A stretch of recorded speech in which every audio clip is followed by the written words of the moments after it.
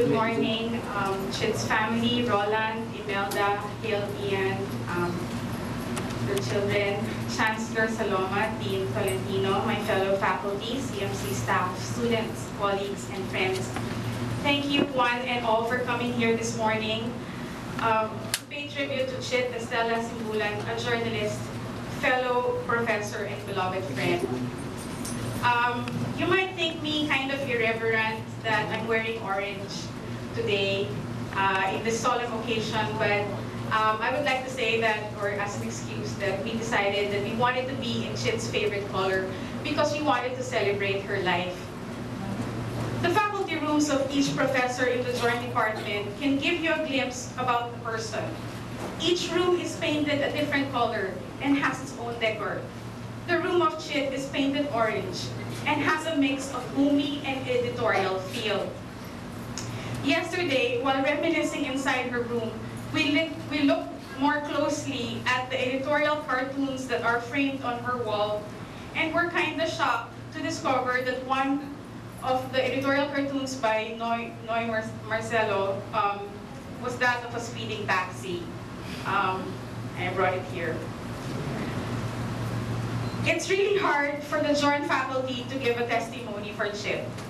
While it may be easy for an acquaintance to recall an anecdote or two, friends talk about more intimate things that are not meant to be public, and therefore we don't really have a headline, a story to tell about Chit, except that she was a good, reliable friend whose company we enjoyed very much.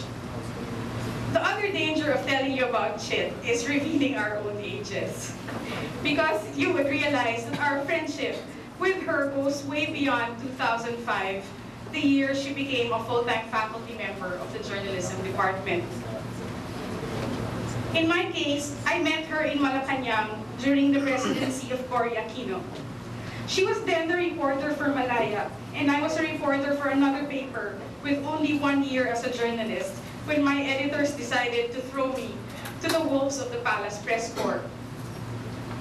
I won't go into details except to say that unlike the other more senior journalists, Chit never joined any attempts to kuryente me, which was then a form of amusement for senior journalists. And she and Edlinga were the only two people who even cautioned me when the others tried. I was soon admitted to the so-called brat pack of the palace, and we became good friends. And I learned from her the diligence and perseverance needed in getting the story.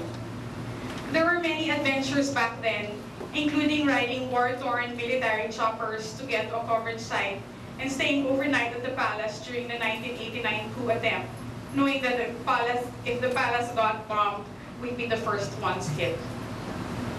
For the past days, I think the daily tribute given to her by friends and colleagues speaks of her greatness. Chit was always so self-effacing that you will never hear her boast about her exploits, nor her many achievements, including several journalism awards.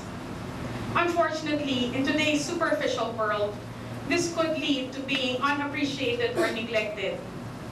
Case in point, despite the fact that she was such a good teacher of journalism and that it was a work that she truly enjoyed, she was feeling bad about the delay in the granting of her tenure, despite the fact that she had completed all her requirements for the MA in Public Management.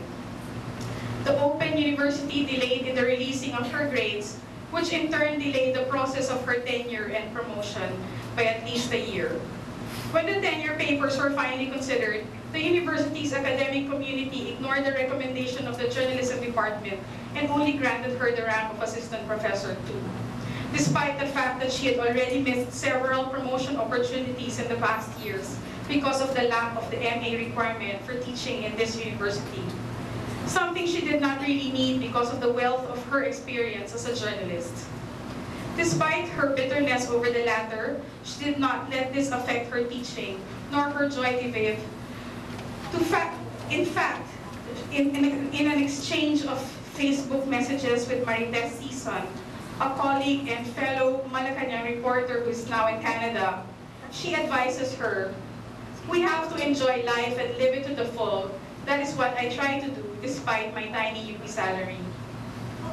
Yesterday, as we were reminiscing in Chit's room, we also thought of all the plans we had with her and for her.